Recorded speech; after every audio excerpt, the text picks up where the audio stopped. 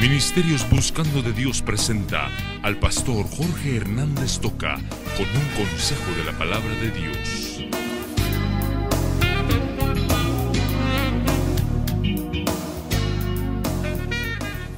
Vamos a estudiar 2 Corintios 6, 14, y es un pasaje que todos debemos de saber y un pasaje que todos debemos atender y obedecer. 2 Corintios 6, 14. No os unáis en yugo desigual con los incrédulos, porque qué compañerismo tiene la justicia con la injusticia, y qué comunión la luz con las tinieblas, y qué concordia Cristo con Belial, o qué parte el creyente con el incrédulo, y qué acuerdo hay entre el templo de Dios y los ídolos, porque vosotros sois el templo del Dios viviente. Quiero que hablemos un ratito sobre el noviazgo. Cuando hablamos del noviazgo, cuántas cosas que pasan. Yo no sé cómo, tanto que tengo que hablar sobre el noviazgo, ¿verdad? Por ejemplo, a los papás. Papás, tengamos mucho cuidado.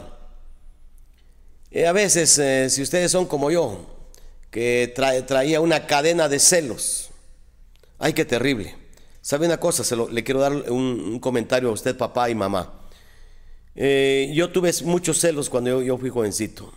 Mi madre me celó totalmente. Ella me cuidaba mucho y entonces sufrí sus celos. Pero eso me quedó a mí como una cadena.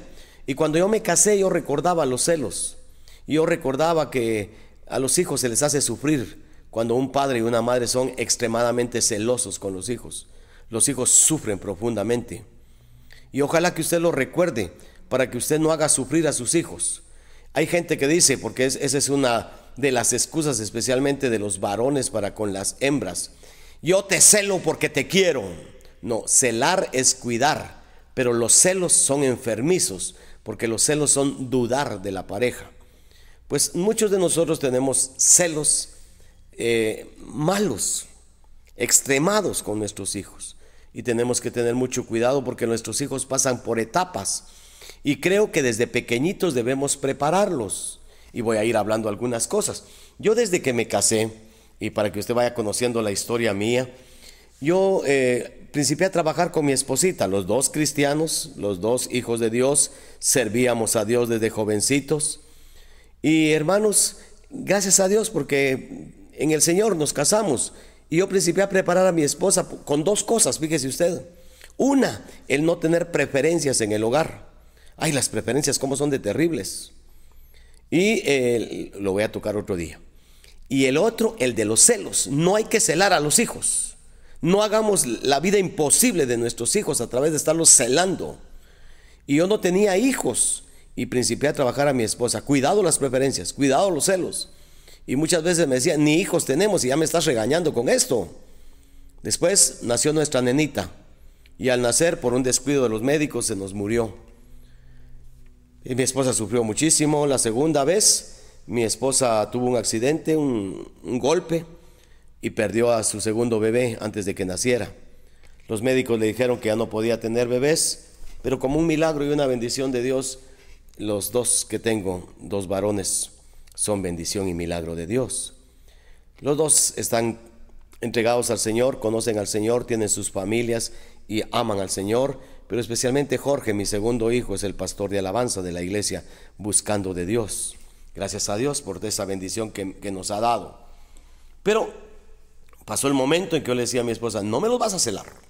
Y yo me imaginaba a mi esposa celando a mis hijos, porque la madre cela mucho a los varones y el papá cela mucho a las hijas. Tenga cuidado, no le vaya a hacer la vida imposible. No estoy diciendo que las deje hacer lo que quieran los patojos. Le estoy diciendo que tenga cuidado de que no le haga la vida imposible con celos enfermizos. ¿Por qué no principie a trabajar?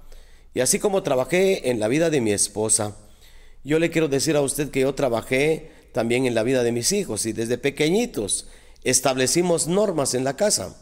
Y no le voy a hablar hoy de las normas, otro día lo vamos a hacer. Les di una norma y les dije, miren muchachos, ustedes dos cuando vengan y cuando tengan su edad, van a poder traer novias a esta casa. Van a ser bienvenidas sus novias, solo con una condición. A esta casa no entra ninguna muchacha inconversa. ¿Están advertidos? Sí, muy bien. Y a cada momento les repetía, cada vez que se me presentaba la oportunidad, miren, ya saben que en esta casa no entra ninguna inconversa. Y ellos me decían así, como en son de broma, sí, ya lo sabemos. Como diciendo, ya me lo repetiste varias veces, pues se los vuelvo a repetir. Ustedes pueden tener las novias que quieran, pero a esta casa no va a entrar una novia inconversa. Con ella se van ustedes de regreso. Y así fue, fíjese. Y esa palabra que repetimos cuando eran unos muchachitos de 9 años, de 10 años, de 12 años, llegó el momento en que hubo cambio. Ya se volvieron jovencitos y ya principiaron a tener atractivo por las patojas. Y gracias a Dios, porque eso es normal, ¿verdad? Que un varón se fije en una señorita y que una señorita principie a suspirar por un patojo. Y lo primero que el papá dice, está mi hija suspirando por ese tan horrible hombre, tan feo, es un gorila. Pues mire, déjelo que suspire por el gorila si es cristiano. De nada sirve que se meta con un príncipe si es inconverso. Pero yo le digo, trabaje en la vida de sus hijos. Mira, la pregunta, ¿a qué edad podemos tener novio? Y los papás no le dicen a qué edad, ¿verdad? Sino que le dicen, estudia, vos para estudiar estás, saca tu carrera primero. Y si saca la carrera hasta los 20 y solo se gradúan, te vas a la universidad y después de la universidad pensás en novio. Ya cuando se gradúe de la universidad, ¿para qué? Yo les digo a mis muchachas, ya van a estar argeñadas ustedes cuando salgan de la U. Abran los ojos antes, les digo. Así que yo muchas veces contrarresto las palabras que algunos papás celosos dan. Ahora, yo no voy a establecer la edad, porque va a ser asunto no solamente de edad física, sino de madurez. Pero yo sí les digo a los patojos, ¿para qué quieren tener novio? El noviazgo tiene que ser no solamente para estar besuqueándose en un palo sin foco, porque eso va a acarrear mucho problema. Es para conocerse, tiene que ser formal, tiene que ser en la casa de la muchacha, en donde lo conozcan, en donde tenga amistad. Ese es un noviazgo.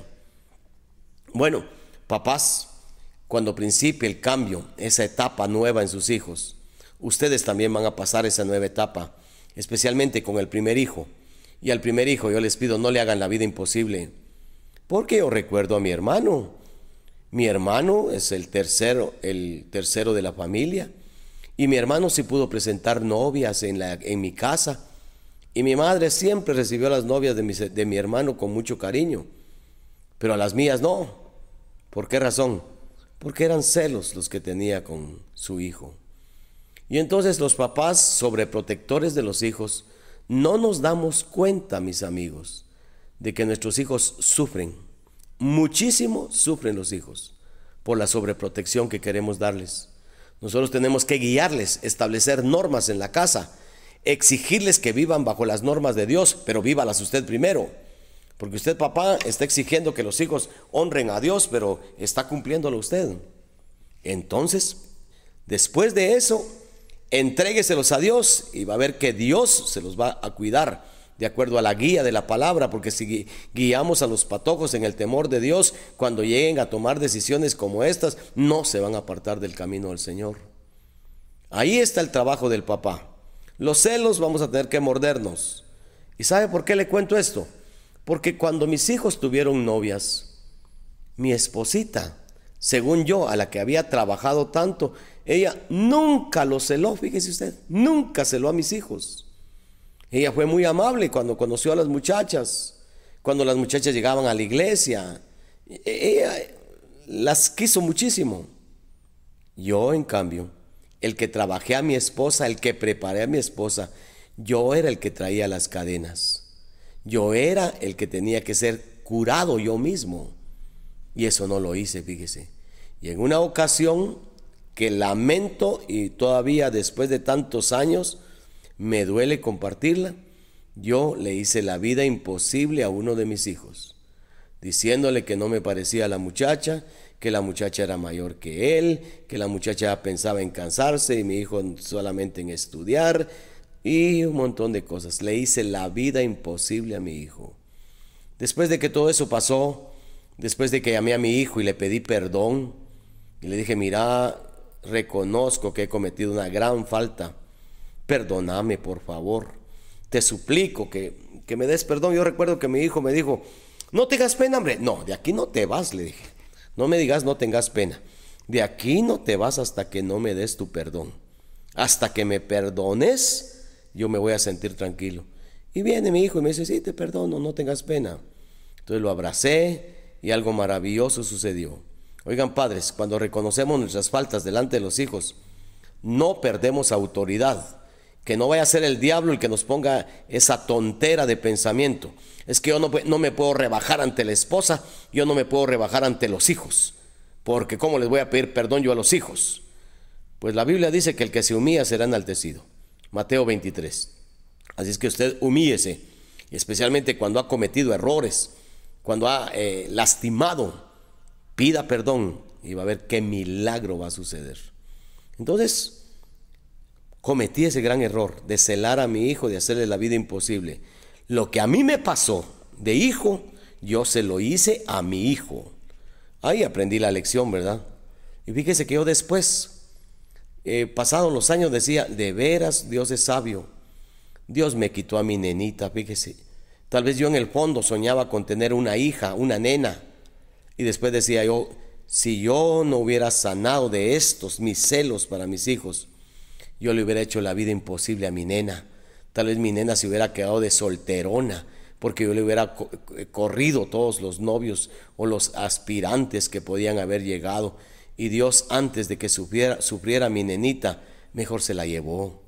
Y así lo entendí, fíjese hermano, hasta ahora ya de grande, que Dios me dio dos nenas. No van a estar pensando que ya me casé otra vez, tengo la misma esposa. Dios me dio dos nenas, dos nietas a través de mi primer hijo. Oh, qué emocionante, hermano, porque ahora tengo la nena que no tuve en dos nietecitas en las que estoy volcando mi cariño.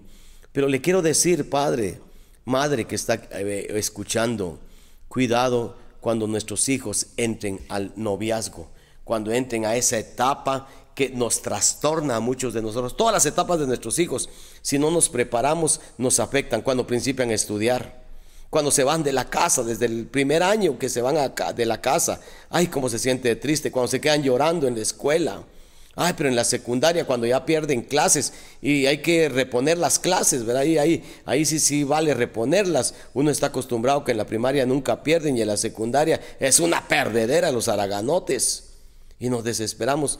Y ahora ya apenas hemos aprendido a que sí recuperan clases, y ahora entramos a la etapa de que ya están enamorados, ya están oyendo música romántica, ya están trabando los ojos por algún pensamiento, por algún poema, y uno dice, ay Dios, este patojo, y a veces no los entendemos.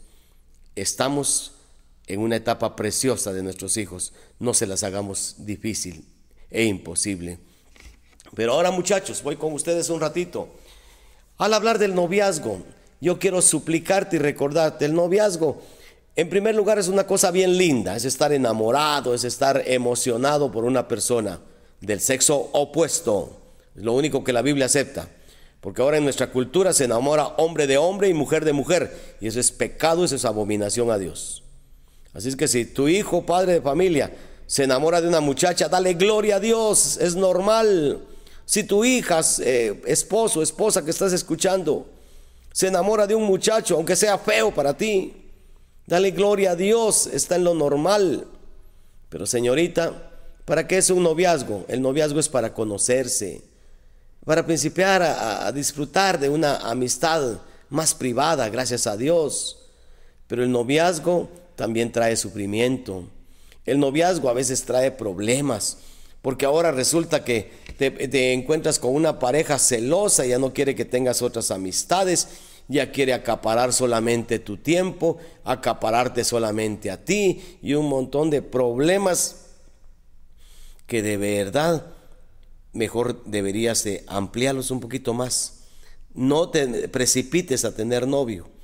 Otra de las cosas que afectan mucho el noviazgo es la presión de todos. Tú tienes 2, 3 amiguitas que tienen novio y te preguntan, ¿y tú todavía no tienes novio?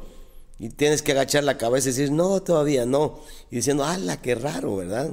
Todas tenemos novio, esta pobrecita no. No eres pobrecita. En el tiempo de Dios, Dios te va a dar tu novio. Entonces no te apresures por la presión del grupo. Y la edad, ¿qué edad es la adecuada para que una persona tenga noviazgo? ¿Les parecería 12 años? ¿Papás? No, es unos histos mocosos. 13 años. Ay, qué difícil. Ustedes van a decidir. Va a depender de la madurez de tu hijo, de tu hija. Va a depender de la madurez incluso de la persona que está optando a ese noviazgo. Y va a depender de que sea un noviazgo respaldado y autorizado por los padres. Señorita y joven, nunca tengan un noviazgo de escondidas. Es que mi papá, si le digo a mi papá me mata, así es que mejor de escondidas. Encomiéndale a Dios tu camino y Él va a enderezar tus veredas. Encomiéndale al Señor tu camino y Él va a convencer a tu papá para que ese muchacho entre a la casa. Encomienda al Señor tu camino y tu mamá te va a ayudar con tu papá. Es que a mi papá cuesta hablarle, pues que tu mamá se lo diga, hombre. Pero en la gracia de Dios, en la bendición de Dios. Miren cuántas cosas tenemos que aprender. Y muchachos, el noviazgo, ya lo dije al inicio, no es para irse detrás de un palo. Ese palo que no tiene foco, solo para abrazarse y besuquearse. Porque las muchas caricias y los muchos besos, acuérdense que las caricias y los besos son extremadamente limitados en el noviazgo.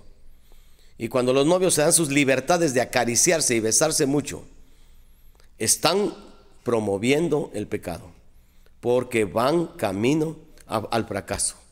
Por esa razón es que un noviazgo tiene que ser más de amistad que de abrazos y de caricias. Ojalá que puedas llevar este pensamiento que yo te doy, porque al final de cuentas tú eres libre, vas a hacer las cosas que tú quieras. Y acuérdate que en un programa anterior hemos hablado de la voluntad de Dios, la voluntad directiva y la permisiva. Tú haces lo que quieras. Y primero, vas a pensar en tu edad, vas a pensar en tener un noviazgo formal, pero vas a pensar en que ese noviazgo nunca deshonre el nombre del Señor. Y hoy leímos el pasaje, no os unáis en yugo desigual con los incrédulos. Eso está bien claro. Aquí no hay cláusulas. Aquí no dice la palabra, bueno, si el muchacho es casi creyente, pues está bueno, pues convencerlo y que acepte a Cristo después. No, simplemente dice, punto, no. Y ojalá que tú aprendas a obedecer a Dios, aprendas a que si tus padres lo autorizan, lo vas a tener. Es que mis papás son intransigentes, ora para que Dios cambie a tus papayitos, que cambie esas actitudes. A su tiempo, Dios te va a honrar a ti. Y ojalá que así sea. Ahora, ¿de qué manera y cómo vamos a pensar en el noviazgo? Lo primero, y es un reto que yo les hago mucho a mis señoritas. Señorita que me estás escuchando, oye, deberías estar orando y papás, se supone que ustedes ya tienen ese tiempo de orar por sus hijos, ¿verdad? Señorita, tú debes orar todos los días para que Dios, en el tiempo de Dios, te dé tu noviazgo y que te dé tu futuro esposo. De un noviazgo correcto va a salir un matrimonio bendecido por Dios. Que Dios te dé tu esposo. Y segundo, que en el tiempo de Dios, Dios te haga fértil. Es decir, que puedas tener hijos. Señorita, 2 oraciones que debes llevar a Dios constantemente. Señor, en el tiempo tuyo, dame un noviazgo que pronto o después se convierta en el excelente matrimonio, en la pareja que tú tienes para mí. Y segundo, Señor, que cuando yo me case, que tú me hagas fértil, que yo pueda tener mis hijitos. Yo les suplico que lleven esto. Papás están orando por sus hijos, ¿verdad? Hay papás que son tan celosos y están tan metidos sobreprotegiendo a los hijos que no pueden orar pidiendo por el noviazgo o el matrimonio de sus hijos, porque sienten que ya va a venir mañana si oran hoy. Pidan. Y yo les digo, yo clamaba por mis hijos, pero ahora especialmente por las 2 nietecitas que yo tengo. Yo llevo 10 años de orar por el esposo de la primera y llevo 6 años de orar por el esposo de la segunda. Que sea un siervo de Dios, que la pueda sostener. Eso es lo que he estado clamando a Dios. 10 años porque 10 tiene la primera, 6 años porque 6 tiene la segunda. Mis hermanos, el noviazgo es una nueva etapa en la vida de nuestros hijos. Y a muchos de nosotros el cambio de etapas nos afectan mucho y les recuerdo, les hacemos la vida imposible a nuestros hijos. Si usted ha sido de esa clase de persona, acérquese a su hijo, Pídale al Señor que le dé de veras espíritu de poder, amor y dominio propio, no de cobardes. Acérquese a su hijo, a su hija, abrácele y dígale: perdóname, no me había dado cuenta que te estaba haciendo la vida imposible. Vamos a luchar juntos, vamos a buscar juntos con la ayuda de Dios cuándo es el momento y cuál es la persona que va a venir para pareja tuya. Pero contá con mi apoyo, no para que yo esté en contra tuya. Va a ver que se va a unir más con su familia y en el tiempo de Dios, su hijo, su hija van a tener un noviazgo bendecido, santo, limpio, y a su tiempo va a haber un gran matrimonio. Que Dios le bendiga y que la palabra de Dios afecte su vida. Ministerio Buscando de Dios presentó la palabra de Dios en labios del pastor Jorge Hernández Toca.